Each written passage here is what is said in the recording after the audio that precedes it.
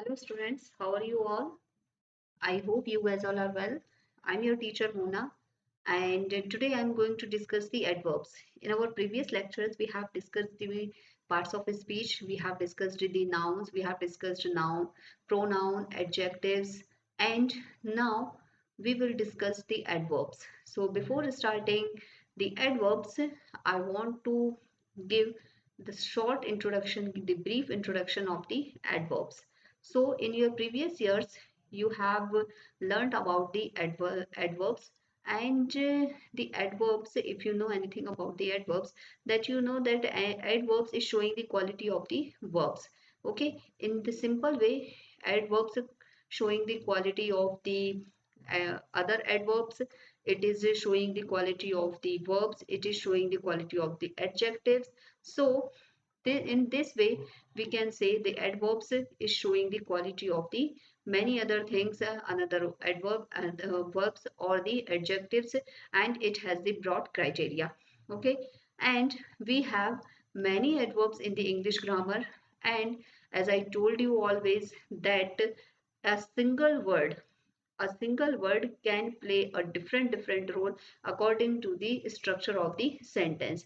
A single word can play a role of the adverbs in the one single sentence. It can play the role of the adjective in another sentence. It can play the role of the verbs in another sentence. So it is totally depend on the sentence structure of the sentence, and what is the sentence is talking about. It is totally depend on the on your sentence or structure. So adverbs, please do not stick to any single rule that this word is called the adverbs. No, a single word can be called adverb, a single word can be called verb, or it can be adjective. It is totally depend on the particular sentence.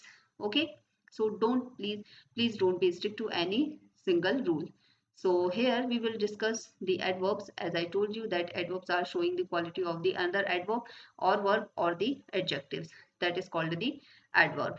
Okay, so let's have some conversation. So we have the conversation that Habib, where are you going, Jamil? So Habib asking to Jamil that where are you going? Okay, and Jamil, I am going home. Okay, Habib, the sky is cloudy. It is going to rain soon. Don't walk slowly. Okay, look at the underlined words very carefully. Jamil, yes, Habib, I should walk fast. I heard you would go to Dhaka. When are you going? I'm going tomorrow at 10:30 a.m. So look at the underlined words, okay? I am going home, okay? Home. Here, home is working as an adverb because it is qualifying the going. He is going, I am going anywhere, but where he is going home. So that's why home is the adverb. Home is working as an adverb here.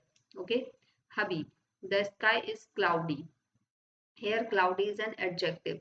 Okay, sky is cloudy. It is going to rain soon. So rain is our working as an verb because बारिश होने वाली है, तो बारिश होना यहाँ पे क्या है, एक it is going to rain, बारिश होना क्या है, एक एक्शन है, ठीक है। तो यहाँ पर सून जो है वो अगेन किसका काम करेगा, एडवर्ब का काम करेगा। डोंट वॉक स्लोली, वॉक क्या है, एक एक्शन है, ठीक है, और स्लोली क्या कर रहा है, उसी वॉक को क्वालिफाई कर रहा है, ठीक है। तो ये क्या हो जाएगा आपका, अगेन डोंट वॉक स्लोली क्या हो जाएगा आपका, ये एडवर्ब हो जाएगा। Yes Habib, I should walk fast. तो अगेन फास्ट किसको क्वालिफाई कर रहा है, वॉक को। Okay, it is the action. I heard you would go to Dhaka.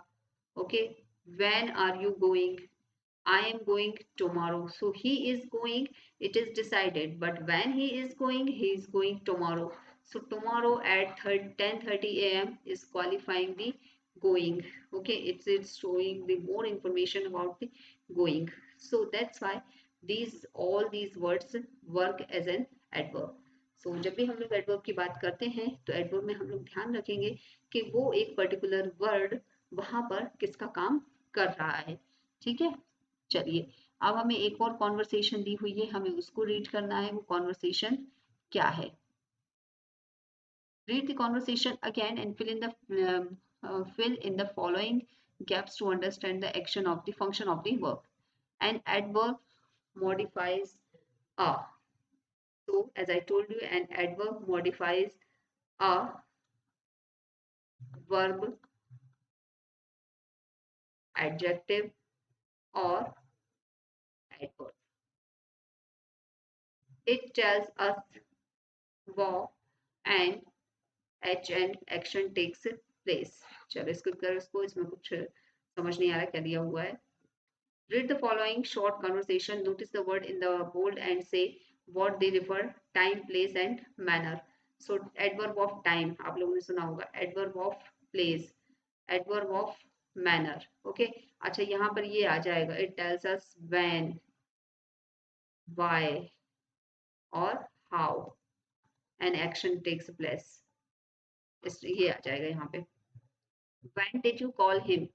So when did you call him? You call him, it is decided, but when did you call him? ये when जो है ये call की क्या बता रहा है और ज्यादा इसको क्वालिफाई कर रहा है। I called him yesterday. Where are you going? Okay, I am going upstairs. So आप जा रहे हो, ये तो डिसाइडेड है, बट आप कहाँ जा रहे हो ये आपका एडवर्ब है। How is the train running? It is running fast. Okay, adverb of manner. He is back home. He will come back at 0:30 p.m. So in this way, these words working as an adverb of place. जब भी हम place की बात करेंगे तो adverb of place, adverb of time, adverb of manner. But यहाँ पर sometimes बहुत डिफिकल्ट हो जाता है किसी भी एक पर्टिकुलर सेंटेंस में ये आइडेंटिफाई करना कि वो एक वर्ड वहां पर उस सेंटेंस में कैसा काम कर रहा है। जैसे कि अगर हम ये बात करें कि इट इज रनिंग फास्ट, ये तो बहुत सिंपल है बिकॉज फास्ट आपका रनिंग को क्वालिफाई कर रहा है, ये बहुत सिंपल है। बट जब भी किसी एक्शन की बात आती है, व्हेन की बात आती है, वेयर की बात आती है, तो हम लोगों ने जैसे अपने प्रोनाउंस भी पढ़े हुए हैं। ठीक है, तो जब हमने प्रोनाउंस पढ़े हुए हैं, हम लोगों ने अपने WH वर्ड्स पढ़े हुए हैं, तो ये WH वर्ड्स जो हैं वो क्या करते हैं, आपका प्रोनाउन का काम करते हैं, हमें बहुत अच्छे से पता है। जैसे where are you going, what are you doing, ये सब क्या है आपके इंटरोगेटिव सेंटेंस है। और यहाँ पर इंटरोगेटिव जब ये सेंटेंस होते हैं तो इसमें हम लोगों ने जब जो हमारे जो WH वर्ड्स पढ़े हैं उन इंटरोगेटिव सेंटेंस में हम इन WH वर्ड्स का यूज करते हैं। बट आप यहाँ पर अब बिल्कुल भी कंफ्यूज मत होना कि ये जो वर्ड है ये इंटरोगेटिव सेंटेंस है। ये तो हमें दिख रहा है when did you call him, ये इंटरोगेटिव सेंटेंस है। बट यही WH word in interrogative sentence में बहुत बार किसका काम करेंगे, ये एडवर्ब का काम करेंगे। बिकॉज ये क्या दिखा रहे हैं यहाँ पर, when did you call him, तुमने उसको कब कॉल किया, है ना। तो ये क्या दिखा रहा है, उस कॉल को और ज्यादा क्वालिफाई कर रहे हैं, उसके बारे में और ज्यादा इंफॉर्मेशन दे रहे हैं। वेयर आर यू गोइंग, आप कहाँ जा रहे हो, आप जा रहे हो ये तो पता है, ये तो डिसाइडेड है, बट आप कहाँ जा रहे हो ये अभी तक डिसाइडेड नहीं है। तो आप कहाँ जा रहे हो ये जाने को और ज्यादा क्वालिफाई करता है। तो आप कहाँ जा रहे हो ये इसको और ज्यादा क्वालिफाई करेगा। इसलिए ये सारे वर्ड्स जो हैं ये यहाँ पर किसका काम कर रहे हैं, एडवर्ब का काम ये कर रहे हैं। ठीक है, tick the right option against each verb adverb below. Yesterday, okay, so yesterday कौन सा एडवर्ब हो जाएगा, एडवर्ब ऑफ टाइम हो जाएगा। अब स्टेयर्स कैसा हो जाएगा, एडवर्ब ऑफ प्लेस। फास्ट कैसा हो जाएगा, adverb of manner. Okay, home कैसा हो जाएगा, adverb of place. At 30 PM ये क्या हो जाएगा आपका, एडवर्ब ऑफ टाइम। तो जब भी एडवर्ब आपका टाइम की बात करेगा तो उसे हम एडवर्ब ऑफ टाइम कह देंगे, चाहे वो आज की बात करे, कल की, परसों की, नरसों की, 4 दिन पहले की, 5 दिन पहले की, जब भी वो बात करेगा तो वो क्या होगा, एडवर्ब ऑफ टाइम होगा। अगर वो बात करेगा कि बहुत तेज दौड़ना, स्लो दौड़ना, धीरे चलना, धीरे बात करना, ओके, जोर से हंसना, तो ये सब क्या दिखा रहे हैं, मैनर दिखा रहे हैं। ठीक है, तो जब ये मैनर को दिखाएंगे किसी मतलब काम करने का कोई भी तरीका, ठीक है, धीरे काम करो, धीरे बोलो, जोर से मत बोलो, जोर से मत हंसो, ये सब क्या दिखाते हैं, मैनर्स दिखाते हैं। तो जब मैनर्स की बात होगी तब वो एडवर्ब ऑफ मैनर हो जाएगा। एंड अगर वो प्लेस टाइम प्लेस की बात करेंगे, जैसे किसी भी जगह की जब वो बात करते हैं, ऊपर जाओ, नीचे जाओ, यहाँ जाओ, वहां जाओ, ओके, पार्क में जाओ। तो ये क्या दिखा रहे हैं, ये प्लेसेस के बारे में बात कर रहे हो। प्लेसेस के बारे में जब कोई बात करते हैं तो वो क्या होता है, एडवर्ब ऑफ प्लेस होता है। ठीक है, हमें और भी आगे एक और टेबल दी हुई है, इसको हम लोग आगे से ऐसे बहुत अच्छे से डिफाइन कर सकते हैं। जैसे कि यस्टरडे है, यस्टरडे क्या होता है हमारा, एडवर्ब ऑफ टाइम। ठीक है, ये एडवर्ब ऑफ टाइम हो जाएगा। अपस्टेयर्स क्या हो जाएगा, एडवर्ब ऑफ प्लेस। फास्ट कैसा हो जाएगा आपका, एडवर्ब ऑफ मैनर, ये मैनर को दिखा रहा है ना। होम क्या हो जाएगा, adverb of place. At 30 PM adverb of time. तो इस तरीके से इनको हमको करना है। ठीक है, अब यहाँ पर आपको क्या करना है, एडवर्ब्स की पोजीशन को भी नोटिस करना है। ठीक है, जैसे कि इट ऑफन रेन्स हेयर, यहाँ कभी कभी बारिश होती है। शी नेवर रीड्स लाउडली, वो कभी भी तेज नहीं पढ़ती। She never reads. He always speaks the truth. It hardly rains here. He runs fast. It rains hard. तो यहाँ पर ये सारे जो वर्ड हैं ये किसको क्वालिफाई कर रहे हैं, ये कहीं ना कहीं आपका जो भी एक्शन जो हो रहा है उस सेंटेंस में, ये उसको क्वालिफाई कर रहे हैं। जैसे कि यहाँ कभी कभी बारिश होती है, तो बारिश होती है तो ठीक है, पर कैसी बारिश हो रही है, ऑफन हो रही, कभी कभी हो रही है। ठीक है, तो ये उसको क्वालिफाई कर रहा है। शी नेवर रीड्स, अब she reads loudly, but reads को और ज्यादा क्वालिफाई कौन कर रहा है, नेवर, वो कभी भी तेज नहीं पढ़ती है। ही ऑलवेज स्पीक्स, वो हमेशा सच बोलता है। इट हार्डली रेन्स हेयर, यहाँ कभी ही बारिश होती है, ना के बराबर ही बारिश होती है। He runs fast. It rains hard. तो ये सारे के सारे वर्ड जो है ये यहाँ पर क्वालिफाई कर रहे हैं किसको, आपका ये क्वालिफाई कर रहे हैं, और भी ज्यादा ये क्वालिफाई कर रहे हैं, वहां पर जो भी एक्शन हो रहा है, जो भी वर्ब हो रही है, उसको ये क्वालिफाई कर रहे हैं। और इसीलिए इन वर्ड्स को हम लोग क्या बोलते हैं, इन वर्ड्स को हम लोग एडवर्ब कहेंगे। ठीक है, तो यहाँ पर इन वर्ड्स को हम एडवर्ब कह रहे हैं, बट ध्यान रखें कि हमेशा ये वर्ड्स जो है ये एडवर्ब का काम नहीं करेंगे। It's totally depends on the structure of the sentence. Now fill in the gaps to answer the following questions. Okay, often is used as, अब यहाँ पर ये कैसा यूज हो रहा है आपका, now fill in the gaps to answer the following gaps. often is used as an adverb, never is used as an, तो ये कौन सा आपका यूज हो रहे हैं, ये मतलब मैनर में यूज हो रहे हैं, कभी कभी, always, hardly. Okay, is used N, कौन से टाइप का वर्ब में ये यूज हो रहे हैं। Okay, fact is used as an. तो adverbs are usually used after the verbs that modify, but some adverbs are used between the subject and verbs, and these adverbs are called the adverb of frequency. Okay, तो इनको हम जैसे कि hardly को हम बोले, often को बोले, नेवर को बोले, तो ये सब क्या है आपके, ये एडवर्ब ऑफ फ्रीक्वेंसी है। ठीक है, फास्ट तो आपका एडवर्ब ऑफ मैनर में हो जाएगा, हार्ड जो हो जाएगा वो भी एडवर्ब ऑफ मैनर में हो जाएगा। तो लेकिन ये चारों जो है ये कौन से हो जाएंगे आपके, एडवर्ब ऑफ फ्रीक्वेंसी में ये यूज हो रहे हैं, कभी कभी, हमेशा। ठीक है, तो इनको एडवर्ब ऑफ फ्रीक्वेंसी हम कहते हैं।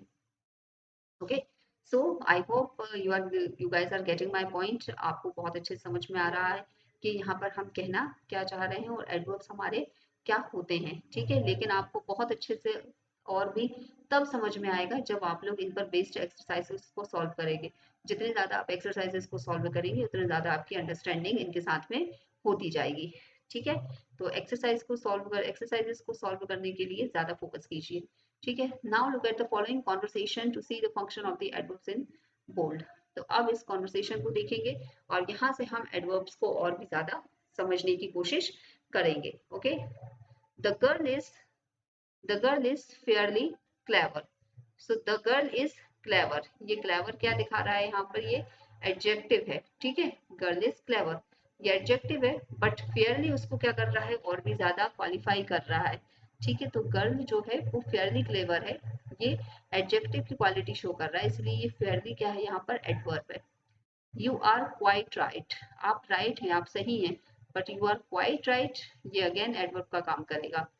But unfortunately she has done very badly in the exam, उन्होंने एग्जाम में बहुत गंदा किया। तो वेरी जो है वो फिर से किसका काम करेगा, आपका एडवर्ब का काम करेगा। यहाँ पर बैडली जो है वो भी एडवर्ब है। तो जैसे कि हमने बताया, एक एडवर्ब दूसरे एडवर्ब को क्वालिफाई कर सकता है। तो बैडली भी एडवर्ब है, वेरी भी एडवर्ब है, और बैडली को कौन क्वालिफाई कर रहा है? वेरी क्वालिफाई कर रहा है, तो एडवर्ब को एडवर्ब क्वालिफाई कर रहा है। ठीक है, here adverbs fairly, quite are used to modify the adjective as I told you, okay, the clever and right, but adverb modify an adverb badly. So यही चीज हम लोगों ने अभी कही है कि एक एडवर्ब एडवर्ब को क्वालिफाई करता है, एक एडवर्ब वर्ब को क्वालिफाई करता है, और एक एडवर्ब एडजेक्टिव को भी क्वालिफाई करता है। तो इनको हम क्या कहते हैं? एडवर्ब कहते हैं। और आपके एडवर्ब जो है वो adverb of time, adverb of place, okay, और एडवर्ब ऑफ आपका फ्रीक्वेंसी हो सकता है, एडवर्ब ऑफ मैनर हो सकता है। तो इस तरीके से आपके एडवर्ब जो है वो हो सकते हैं। ठीक है, तो यहाँ पर नोट करेंगे कि एक एडवर्ब जो है may also modify an adjective और अनदर एडवर्ब, ओके। तो इनको ये हमारा क्या हो जाएगा यहाँ पे, इसको क्वालिफाई करने का तरीका हो जाएगा कि किस तरीके से हम इनको और भी ज्यादा क्वालिफाई कर सकते हैं। तो आई होप आप लोगों को ये जो है हमारे पैसेज, जो एडवर्ब, ये समझ में आ रहे होंगे। अब एक और पैसेज है जिसके थ्रू हम एडवर्ब को और भी ज्यादा समझ सकते हैं कि हमारे एडवर्ब कैसे काम कर रहे हैं। ठीक है, तो जैसे कि हमने बात करी, mister Rahman is happy for 3 reasons. Okay, firstly, he has got a good job. Secondly, he has recovered from his illness. Third, he has recently become a father. There are also examples of the adverbs. Their function is to link the sentences in the passage, and they are used as linking words or the linkers. Here they indicate a sequence. तो यहाँ पर ये जो हमारे firstly, secondly, thirdly, ये सभी जो words हैं ये सब क्या दिखा रहे हैं आपके, ये भी एडवर्ब को शो कर रहे हैं। ठीक है, तो वो किस वजह से खुश है, वो खुश है ये तो हमें पता है, पर वो किस वजह से खुश है वो वजह कौन बता रहा है? फर्स्टली बता रहा है, सेकेंडली बता रहा है, थर्डली बता रहा है। इसीलिए इनको हम क्या कहते हैं आपका, इनको हम क्या कहेंगे? एडवर्ब कहेंगे। They are also example of the adverbs and their function is to link the sentences in the passage and they are used as linking words or the linkers. Here they indicate a sequence. So अब हमें क्या करना है आपका, conjunction जब हम पढ़ेंगे तब उनके बारे में हम और भी ज्यादा पढ़ लेंगे।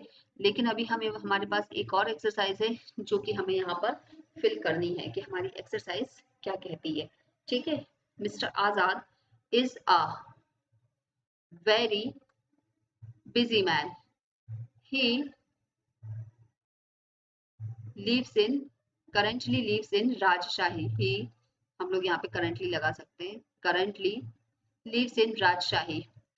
He goes to Dhaka.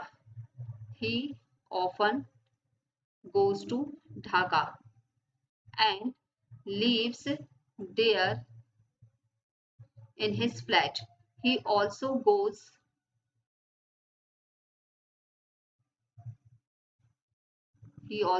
there quiet manner. He goes there for business purpose. He leads an very busy life. तो यहाँ पर जो भी हम लोगों ने वर्ड्स फिल किए हैं, आप लोग चाहें तो अपने अंडरस्टैंडिंग के अकॉर्डिंग कोई दूसरे वर्ड भी यहाँ पर क्या कर सकते थे, फिल कर सकते थे।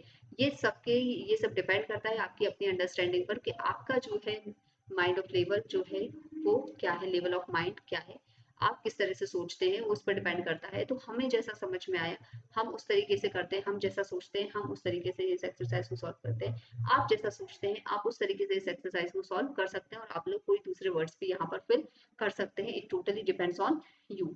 तो इस तरीके से हम जो है अपनी एक्सरसाइज जो हमारी वर्ब की है, एडवर्ब की है, जो हमारी नाउन प्रोनाउंस जिनको हम पढ़ रहे हैं उनको हम इजीली सॉल्व कर सकते हैं। ठीक है, तो आई होप आप लोगों को ये अब तक अच्छे से समझ में आ गया होगा। अब ये जो एडवर्ब जो है हमने यहाँ पर कंप्लीट कर लिया है और हमारा नेक्स्ट चैप्टर जो है यहाँ पर प्रीपोजिशंस जो है स्टार्ट होने वाला है। But before starting the preposition हमने अब तक जितना पढ़ा है हम उसका क्या करेंगे, एक क्विक रिव्यू ले लेंगे। ठीक है, जिससे हमको बहुत इजी हो जाएगा कि हमने जो भी पढ़ा है वो हमें बहुत अच्छे से समझ में आ रहा है और हम उसको इजीली जो है अप्लाई कर सकते हैं जब भी हमें जहाँ पर भी ज़रूरत पड़ेगी वहाँ पर। तो अभी तक हम लोगों ने जितना पढ़ा है हम उसका एक क्विक रिव्यू लेंगे, जितने भी पार्ट्स ऑफ स्पीच हमने पढ़े हैं उन सभी का हम एक क्विक रिव्यू लेंगे, तभी हम आगे बढ़ेंगे। ठीक है, तो जैसे कि हम लोग पार्ट्स ऑफ स्पीच की बात कर रहे थे, उन्हीं पार्ट्स ऑफ स्पीच को हम लेकर अब चलते हैं। ठीक है, तो जैसे कि लेसन फर्स्ट हम लोगों ने पढ़ा था, लेसन फर्स्ट में हम लोगों ने पढ़ा था नाउन्स के बारे में। तो नाउन्स की जब भी हम बात करते हैं तो नाउन्स क्या होता है, is the person, name of the person, place और thing, any kind of the place, any kind of the person, any kind of the, आपका नेम जो रहता है वो आपका क्या होता है, और any kind of the general idea feeling called the noun. ठीक है, नाउन आपका प्रॉपर नाउन होता है, कॉमन नाउन होता है। प्रॉपर नाउन क्या होता है, एक पर्टिकुलर पर्सन को रिफर करता है, पर्टिकुलर प्लेस को रिफर करता है और पर्टिकुलर थिंग को रिफर करता है। बट वही अगर हम बात करते हैं आपकी कॉमन नाउन के बारे में, तो common noun common place, common person और कॉमन थिंग को ही रिफर करेगा। हम लोगों ने पढ़ा है काउंटेबल और अनकाउंटेबल नाउन के बारे में। तो काउंटेबल नाउन क्या होते हैं, जिनको काउंट किया जा सकता है, अनकाउंटेबल जिनको काउंट नहीं किया जा सकता है। इसके अलावा हम लोगों ने क्या पढ़ा है, हमारे एब्स्ट्रैक्ट नाउन को पढ़ा है, जो कि फिजिकली एग्जिस्ट नहीं होते बट एग्जिस्ट होते हैं। हम लोगों ने क्या पढ़ा है, मटेरियल नाउन को, जो कि फिजिकली एग्जिस्ट होते हैं और इस तरीके से हम जिनको हम टच कर सकते हैं, तो वो हमारे क्या होते हैं, आपके हमारे मटेरियल नाउन होते हैं। तो इस तरीके से हम लोगों ने नाउन्स को पढ़ा है। तो नाउन्स में आपके किसी भी टाइप के नेम्स जो हैं वो आ सकते हैं। ये हम लोगों ने इसके बारे में ऑलरेडी पढ़ा हुआ है। हम लोगों को नाउन को सिंगुलर से प्लूरल कैसे बनाना है वो हम लोगों ने ऑलरेडी पढ़ा हुआ है, कि कहाँ पर ऐसे IES लगाएंगे, कहाँ पर IES लगाएंगे, कहाँ पर जो है आपका स्पेलिंग चेंज हो जाएगा। तो जब स्पेलिंग चेंज होता है तो वो उन्हें हम क्या कहते हैं, इर्रेगुलर फॉर्म कहते हैं। और जब ऐसे IES जोड़कर ही हम लोग क्या कर सकते हैं, उसको सिंगुलर से प्लूरल बनाते हैं, तो उसको हम रेगुलर नाउन्स कहते हैं। ठीक है, यहाँ पर हम लोगों ने बहुत सारी एक्सरसाइजेस की हैं अपनी नाउन पर बेस्ड। और जैसे कि लेसन 2 में हम लोगों ने बताया था कि काउंटेबल और अनकाउंटेबल नाउन्स के बारे में हम लोगों ने पढ़ा हुआ है। ठीक है, तो वो नाउन जिनको हम काउंट कर सकते हैं 1 2 3 4 5 6 में, उनको हम काउंटेबल कहते हैं, और जिनको नहीं कर सकते हैं उनको हम अनकाउंटेबल नाउन कहते हैं। ठीक है, अब हम लोगों ने इसके बाद में क्या पढ़ा था, हम लोगों ने प्रोनाउंस को पढ़ा था, जैसे कि I, we, you, they, are, he, she, it. ये सब क्या होते हैं, आपके प्रोनाउंस होते हैं, जो कि यूज किए जाते हैं at the place of the noun. ठीक है, तो इस तरीके से आपके नाउन्स प्रोनाउंस होते हैं, जो कि नॉमिनेटिव हो सकते हैं, पजेसिव हो सकते हैं, जैसे कि my, mine, your, yours, our, his, hers, theirs. ये सब आपके पजेसिव प्रोनाउन होते हैं, बिकॉज ये क्या दिखाते हैं, आपका पोजीशन दिखाते हैं। इसके बाद में हम लोगों ने एडजेक्टिव्स पढ़ा था। तो एडजेक्टिव्स जो कि नाउन को क्वालिफाई करते हैं, नाउन के बारे में और भी ज्यादा इंफॉर्मेशन देते हैं, उन्हें हम क्या कहते हैं, एडजेक्टिव्स कहते हैं। और एडजेक्टिव्स पर बेस्ड हम लोगों ने बहुत सारी एक्सरसाइजेस को सॉल्व किया था। इसके बाद में नेक्स्ट हम लोगों ने पढ़ा था वर्ब्स के बारे में। तो जैसे कि हम वर्ब्स के बारे में बात करते हैं कि वर्ब्स क्या होती हैं, कोई भी स्टेट ऑफ एक्शन को शो करती हैं हमारी वर्ब्स। ठीक है, तो यहाँ पर ये कोई भी स्टेट ऑफ एक्शन को शो करेंगी, तो इनको हम लोग क्या कहते हैं, वर्ब्स कहते हैं।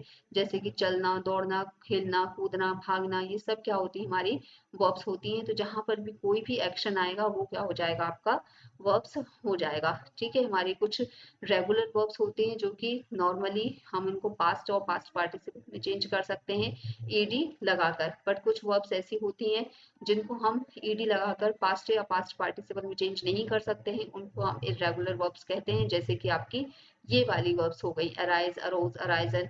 इनमें हम लोग सब क्या कर रहे हैं, इन सारी वर्ब्स में, और इसके अलावा और भी बहुत सारी वर्ब्स होती हैं जिसमें हम लोग सिंपली क्या करते हैं, अपना हम लोग मीनिंग चेंज करते हैं, स्पेलिंग चेंज करते हैं, वो सब आपके इरेगुलर वर्ब्स हो जाती हैं। तो ये हम लोगों ने पढ़ा था। हम लोगों ने ऑक्सिलरी वर्ब्स को पढ़ा था, do, did, does, has, have, जो कि हम जिनको हम हेल्पिंग वर्ब भी कहते हैं, उनको हम लोग एक कॉन्वर्सेशन और हम लोग ने एक्सरसाइजेस के थ्रू पढ़ा हुआ था। तो ये हमारी क्या होती हैं, हेल्पिंग वर्ब्स होती हैं। इज, एम, आर को हम लोग बी वर्ब भी कहते हैं। ठीक है, तो ये हमारी वर्ब्स हो जाती हैं। इसके अलावा हम लोगों ने मोडाल वर्ब्स को पढ़ा हुआ था, जो कि आपकी जैसे कि मस्ट हो गया, और टू हो गया, या आपके कैन, कुड, विल, वुड, ये सब हमारी मोडाल वर्ब्स होती हैं, और ये कभी भी अपने साथ में टू को नहीं लेती हैं। ठीक है, तो ये हम लोगों ने मोडाल वर्ब्स के बारे में पढ़ा हुआ था। और इसके बाद में हम चैप्टर 7 किया है अपना, जो कि एडवर्ब्स को लेकर था, जो कि आज हम लोगों ने इसको कंप्लीट किया है। तो आई होप हम लोगों ने अब तक जितना पढ़ा वो सारा आपको, ये जो ओवरव्यू जो हम दिया है, इससे आपको और भी ज्यादा क्लियर हो गया होगा कि हम लोगों ने कितना पढ़ा है, कैसे पढ़ा है, और हम लोगों को आगे इसको कैसे पढ़ना है। तो अब हमारा जो नेक्स्ट चैप्टर है वो प्रीपोजिशन है। तो प्रीपोजिशन स्टार्ट करने से पहले मैं आपको प्रीपोजिशन का एक शॉर्ट इंट्रोडक्शन दूंगी। जैसे कि अगर हम प्रीपोजिशंस की जब भी बात करते हैं तो जिस नाम से हमको समझ में आ रहा है, मतलब कुछ ऐसे वर्ड्स होंगे जो पहले से किसी चीज की पोजीशन दिखाएंगे, उनको हम क्या कहेंगे, आपका प्रीपोजिशंस कहेंगे। जैसे कि इन हो गया हमारा, ऑफ हो गया, फॉर हो गया, इनटू हो गया, ठीक है, विद हो गया, तो फ्रॉम हो गया, ऐसे बहुत सारे वर्ड हैं। ऑन हो गया, टूवर्ड्स हो गया, टू हो गया, ऐसे बहुत सारे वर्ड्स हैं जो कि किसका काम करते हैं, प्रीपोजिशंस का काम करते हैं। बट ध्यान रहे कि प्रीपोजिशन हमेशा प्रीपोजिशन नहीं होंगे, ये टोटली डिपेंड करेगा आपके स्ट्रक्चर ऑफ द सेंटेंस पर। ठीक है, तो इस तरीके से हमारे बहुत सारे वर्ड हैं, जैसे कि इस पैराग्राफ में भी आपको दिखाया गया है। ऑन है आपका, एट है, इन है, ऑफ है, फ्रॉम है, टू, फॉर। तो इतने सारे वर्ड्स जो सभी जो किसी ना किसी तरीके से क्या कर रहे हैं, नाउन की जो पोजीशन है उसको पहले ही बता देते हैं, उसको पहले ही डिफाइन कर देते हैं, उन्हें हम प्रीपोजिशंस कहते हैं। जैसे कि मैं रायसेन में रहता हूँ, तो मैं कहाँ रह रहा हूँ, रायसेन में रह रहा हूँ। ठीक है, तो रहना क्या हो गया हमारा, मैं रायसेन में रहता हूँ, और साथ में इन जो है वो कहा किसका काम करेगा, आई लिव इन रायसेन। तो रायसेन हमारा एक नाउन है, बट कहाँ पर रह रहा हूँ, इन, तो वो क्या हो जाएगा, आपका प्रीपोजिशन बताएगा। वो रायसेन की पोजीशन बता रहा है, मेरी पोजीशन बता रहा है कि मैं कहाँ पर रहता हूँ। ठीक है, मैं 7 बजे तक पहुंच जाऊंगा। ठीक है, I will come tomorrow at the 7 PM। तो एट जो है वो टाइम के लिए हम मोस्टली यूज करते हैं। जगह के लिए हम लोग ऑन, या फिर हम लोग एक केस का यूज करते हैं, इनका यूज करते हैं। किसी भी बड़े प्लेस के लिए हम लोग क्या करेंगे, इनका यूज करेंगे। तो इस तरीके से हम लोग क्या करते हैं, अपना प्रीपोजिशंस की पोजीशन जो है वो डिसाइड करते हैं। और साथ में क्या होता है, आपका प्रीपोजिशंस जो है वो नाउन का प्लेस डिसाइड करेंगे, और साथ में हमें ये बताएंगे कि वो नाउन जो है वो वहां पर किस तरह से काम कर रहा है, वो प्रीपोजिशंस वहां पर किस तरह से काम कर रहे हैं, और वहां पर उसी प्रीपोजिशन का यूज क्यों किया गया है। जैसे कि अगर कहीं पर इनका यूज किया गया है, तो इनका यूज ही क्यों किया गया है, what is the reason to use of the in. अगर एट का यूज किया गया है, तो एट का यूज ही क्यों किया गया है। तो ये सारे रीजंस जो है, कहाँ पर किसका यूज क्यों किया गया है, ये आप लोगों को क्लियर होना चाहिए, जिसके बेसिस पर आप लोग जो है अपना प्रीपोजिशंस को आगे पढ़ सकते हो। तो ये हमारे प्रीपोजिशंस होते हैं। और अब हम इन प्रीपोजिशंस पर बेस्ड जो अपनी जो एक्सरसाइज है उसको स्टार्ट कर सकते हैं। बट आज के लिए जो हमारा क्लास का टाइम जो है वो यहीं पर फिनिश होने वाला है। तो एकदम से नया हम लोग अगर टॉपिक स्टार्ट करेंगे तो हमारा टॉपिक जो है यहाँ पर फिनिश नहीं हो पाएगा, इसलिए हम इसका सिर्फ क्या करेंगे, ओवरव्यू ही लेंगे। ठीक है, तो एक्सरसाइजेस के बेस्ड पर हम इसका थोड़ा थोड़ा ओवरव्यू ले सकते हैं। जैसे कि आपको दिखाया गया है ये पिक्चर में। ठीक है, इन या इनसाइड मतलब कि कोई चीज बॉक्स के अंदर जब है तो इन का यूज करेंगे, मतलब अंदर जब होती है तो इन यूज होगा, ऊपर जब यूज होगी रखी होगी तो ऑन का यूज होगा। एट मतलब कि एग्जैक्ट उसी प्लेस पर वो है, तो एट का यूज होगा। नेयर आपको दिख रहा है, पास के लिए यूज होगा। अंडर मतलब नीचे के लिए यूज हो जाएगा। ठीक है, ओवर मतलब कि उससे बहुत ऊपर है, टच नहीं कर रही है, तो ओवर हो जाएगा। बिलो कब होगा, जब उससे बहुत नीचे है और टच नहीं कर रही है। ठीक है, अबव में क्या होगा, ओवर से भी ज्यादा ऊपर हो जाएगा, देख रहे हो दोनों के बीच की डिस्टेंस। ठीक है, राउंड में क्या होगा, उसके चारों तरफ होगा। ठीक है, थ्रोक मतलब क्या होगा, उसको क्रॉस करके। ठीक है, अमोंग मतलब जब बहुत सारे होंगे उनके बीच में। ठीक है, बिटवीन मतलब कि दो लोगों के बीच में जब पोजीशन दिखाई जाएगी तब बिटवीन, और बहुत सारे लोगों के बीच पोजीशन दिखाई जाएगी तब अमंग। ठीक है, बिहाइंड मतलब कि जस्ट पीछे। इन फ्रंट ऑफ मतलब कि जस्ट सामने। अलोंग मतलब कि साथ साथ। अक्रॉस मतलब उसको क्रॉस करके। अप मतलब ऊपर। डाउन मतलब नीचे। तो इस तरीके से हमारे ये जो सारे प्रीपोजिशंस हैं इनका हम लोग यूज कर सकते हैं। ठीक है, और क्या दिख रहा है हमको, नेक्स्ट टू, बिसाइड बिल्कुल जस्ट साइड में, या नेक्स्ट टू भी हम उसको बोलते हैं। अगेंस्ट मतलब कि जब उसका सहारा लेकर कोई चीज खड़ी हुई है तो अगेंस्ट यूज करेंगे। ओवर मतलब जब सिर के ऊपर से निकल जाए तब ओवर कहेंगे। ठीक है, फ्रॉम और टू मतलब कोई चीज कहाँ से जा रही है और किसकी तरफ जा रही है। ठीक है, तो जिसकी तरफ से जा रही है उसे हम फ्रॉम, और जिसकी तरफ जा रही है उसे हम टू कहेंगे। टूवर्ड्स मतलब कि कोई चीज कौन से डायरेक्शन को यूज कर रही है, किसकी तरफ जा रही है, किस डायरेक्शन को यूज करके जा रही है, उसे हम टूवर्ड्स कहेंगे। तो ये जो पिक्चर है ये आपको सारे वर्ड्स को, सारे प्रीपोजिशंस की जो पोजीशन है उनको बहुत अच्छे से ये डिफाइन कर देगी कि प्रीपोजिशंस कैसे होते हैं। ठीक है, तो इन पिक्चर्स को आप लोग चाहें तो स्क्रीनशॉट ले सकते हैं और इन पिक्चर्स को आप लोग बहुत अच्छे से अपने अपने माइंड में बिठा लीजिए, जिससे कि आपको आगे चलकर बहुत ज़्यादा आसानी होगी कि हमारे प्रीपोजिशंस क्या होते हैं। तो इस तरीके से हम लोग प्रीपोजिशंस कंप्लीट हो जाएंगे और कल हम लोग साथ में प्रीपोजिशंस चैप्टर के साथ में हम लोग करेंगे कंजंक्शन और अपना इंटरजेक्शन। तो कंजंक्शंस के बारे में अगर आप लोगों ने पहले भी पढ़ा होगा तो आप लोगों को पता होगा कि कंजंक्शन क्या होते हैं। हमारे दो या दो से वर्ड्स को जोड़ने वाले वर्ड होते हैं, जो कि दो वर्ड्स को जोड़ सकते हैं, दो क्लॉजेस को जोड़ सकते हैं, दो फ्रेजेस को जोड़ सकते हैं, उन्हें हम क्या कहते हैं, कंजंक्शन कहते हैं। ठीक है, तो आई होप आप लोगों को ये आज की जो क्लास है ये अच्छी लगी होगी, आप लोगों को समझ में आई होगी, हम लोगों ने अब तक जितना पढ़ा है वो समझ में आया होगा। और अगर समझ में आया है तो आप लोग क्या कर सकते हैं, आप लोग और अच्छे से पढ़ाई कर सकते हैं, इनको समझ सकते हैं। और हम मिलेंगे कल अपने नेक्स्ट वीडियो लेक्चर में, अपनी नेक्स्ट क्लास में। Till then keep watching, keep learning. Bye bye.